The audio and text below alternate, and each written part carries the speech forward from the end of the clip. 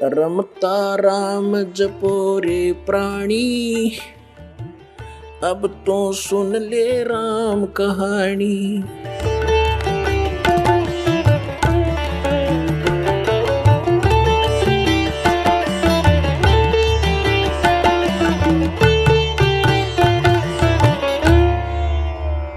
अब क्या कहते हैं, गुल भया काशीपुरी ये अटपट बैन बिहंगे, गरीबदास गुणी थुके सुन गुजुल्हा पर संगे। गरीबदास जी कहते हैं बड़े बड़े विद्वान, गुणी माने विद्वान, परमात्मा के सामने वो प्रश्नों का उत्तर नहीं दे सके।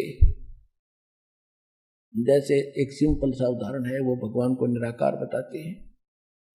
परमात्मा कहते तुम वेदों को सच मानते हो? हाँ जी। तो वेदों में फलाने उसमें ये ऐसे लिखा है, पढ़कर देखो। पढ़ लेते थे पर मानते कभी नहीं थे। तो क्या कहते हैं गरीबदास जी, कह रहे हैं कि उस जुल्हे के ज्ञान के प्रसंग को सुनकर विद्वान भी थक जाते थे, हार जाते थे। बेशक वो ऊपर से स्वीकार नहीं करते थे, अंदर से टूट जाते थे। अब परमात्मा ने क्या लीला की? परमात्मा की यही कोशिश रही है कि सबसे पहले क्यों ना मैं इस रामानंद को सेट कर दूं, जो इतना प्रचार कर रहे, फिर ये हो सकता है मेरे वाले ज्ञान को बता दे, मेरा काम हल्का होगा। तो परमात्मा ने सोचा, एक दिन लीला के हो चुके थे। लीला की रामानंद जी प्रतिदिन स्नान करने के लिए जाया करते थे गंगा के घाट पर। एक पंच गंगा घाट ब्राह्मणों ने महापुरुषों के नहाने के लिए बना रखा था। ब्राह्मण नहाते थे उसमें, प्रतिदिन जाते थे मुंह अंधेरे वक्त से। एक दिन परमात्मा ने छोटे से बच्चे का रूप बनाया, 2.5 साल के बच्चे का, 2.5 वर्ष के बच्चे का रूप बना करके पैड़ियों में लेट गए, जहां गंगा पर नहाने के लिए नीचे घाट पर उतरते हैं स्नान करने वाले। रामानंद जी वक्त से उठे, अपने स्वाभाविक तरीके से नीचे उतर रहे थे नहाने के लिए, जल के निकट जा रहे थे। बीच में लेटे बच्चे के सिर में उनकी खड़ाऊ लगी तो जैसे बालक लीला करता रोने की, परमात्मा रोने लगे। रामानंद जी क्योंकि दयालु साधु संत दयालु होते हैं, एकदम स्पीड से झुके कि कोई बालक का चोट लग गई। और जब वो झुके तो उनके गले की कंठी, जो विशेष पहचान है वैष्णव परंपरा की, एक तुलसी की मणि, तुलसी की लकड़ी का एक मनका होता बस पूरे धागे में, वो गले में डालते हैं। वो पहचान है कि वैष्णव परंपरा से यू दीक्षित है। वो निकल के वह माला कंठी कबीर जी के गले में डल गई अंधेरे में। रामानंद जी ने उठाया कि बेटा राम राम बोल, राम राम बोल, राम के नाम से सुख होता है। चोट लगी तुझे, बैठ जा, तेरे घर भिजवा दूंगा बेटा, तू गलती से नींद में इधर आ गया। परमात्मा चुप हो गए, जो काम था उनका हो गया। वो नहाने लग गए, वो अंतर्ध्यान होगा अपने कुटिया में आ गए। रामानंद जी ने सोचा बच्चा चला गया होगा, इधर उधर देखा, नहीं कहीं मिला, कोई बात नहीं। अब कुछ दिनों के बाद परमात्मा ने एक रामानंद के शिष्य को, ब्राह्मण को, विवेकानंद नाम था उसका, वो दीक्षा कर रहा था, प्रवचन कर रहा था। श्री विष्णु जी के ये पुजारी होते हैं, विष्णु को सुप्रीम पावर बताते हैं।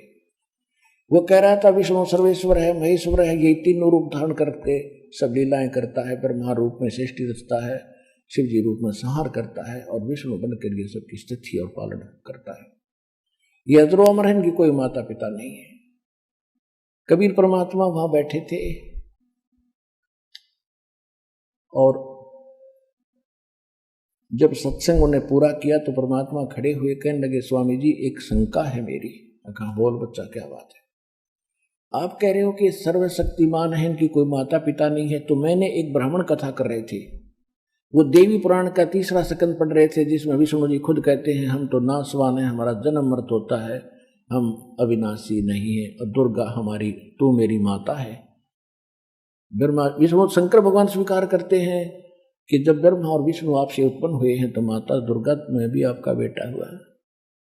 आप कहते हो ऐसा है नहीं। एक शिव पुराण सुना रहा था ब्राह्मण, वह मैंने सुना था रुद्र संहिता के अंदर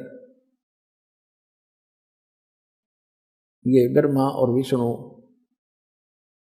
जैसे सदाशिव और काल रूपी ब्रह्म और दुर्गा के संयोग से विष्णु जी की उत्पत्ति हुई, इसी प्रकार ब्रह्मा जी कहते मेरी उत्पत्ति हुई इन दोनों के संयोग से। आप कहते हो उनके जन्म माता पिता नहीं है।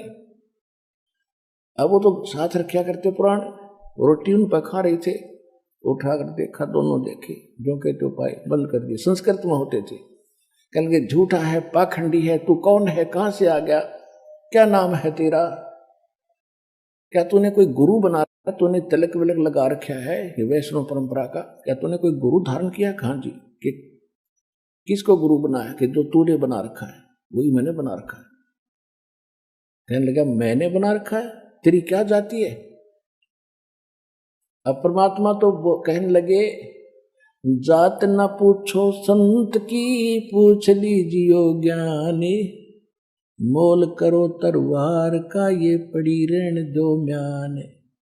तो परमात्मा तो बोले नहीं, जो श्रोता ब्राह्मण और श्रोता थे दूसरे वो कहने लगे ये नीरू का पुत्र है, जुलाहे का, ये धानक है भाई, स्वामी जी धानक है, जुलाहा है ये।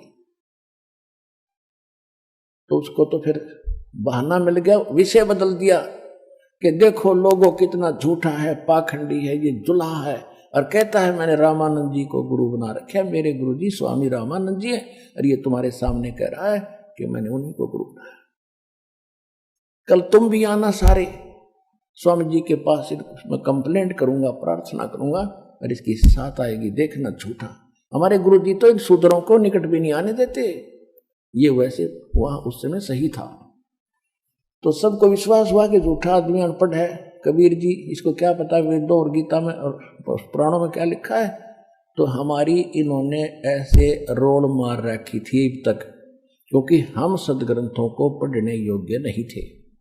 तो इन झूठों की मारा सारी बात सच्ची जच गई कि कबीर जी झूठ बोल रहे हैं, जो ब्राह्मण झूठा सच्ची कह रहा है। अगले दिन उसने तो एक साइड निकालनी थी, रामानंद जी से कहा कि स्वामी जी हमारी तो नाक काट दी, हम कैसे प्रचार करेंगे, एक शूद्र का लड़का दुल्हाए का और आपको अपना गुरु बताता है। हे महाराज हम तो मर गए, कति बाहर नहीं निकल सकते।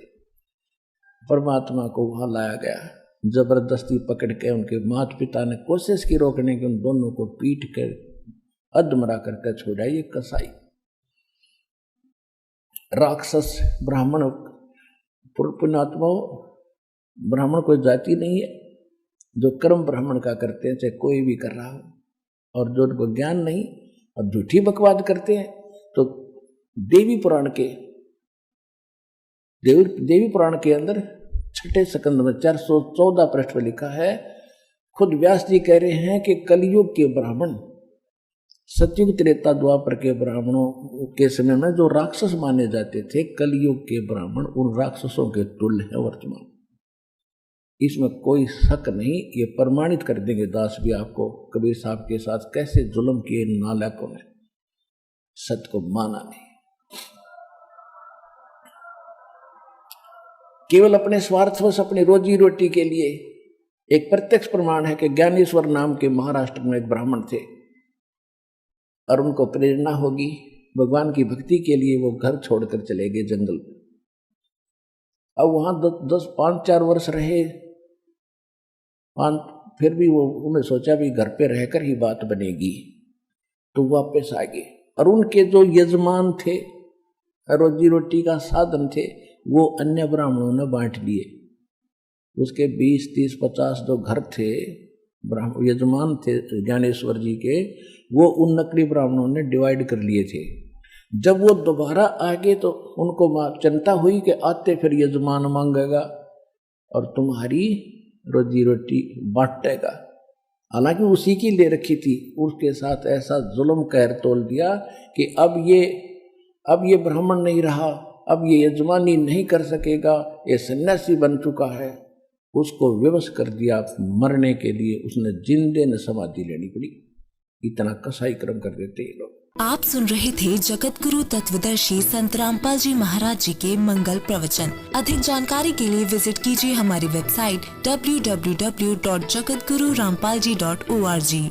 संत रामपाल जी महाराज जी के शुभ आशीर्वाद से पूरे विश्व भर में 500 से भी ज्यादा नाम दीक्षा केंद्र हैं, जिन पर संत रामपाल जी महाराज जी द्वारा ऑनलाइन निशुल्क नाम दीक्षा दी जा रही है। अपने नजदीकी नाम दीक्षा केंद्र का पता करने के लिए संपर्क करें 8222880541।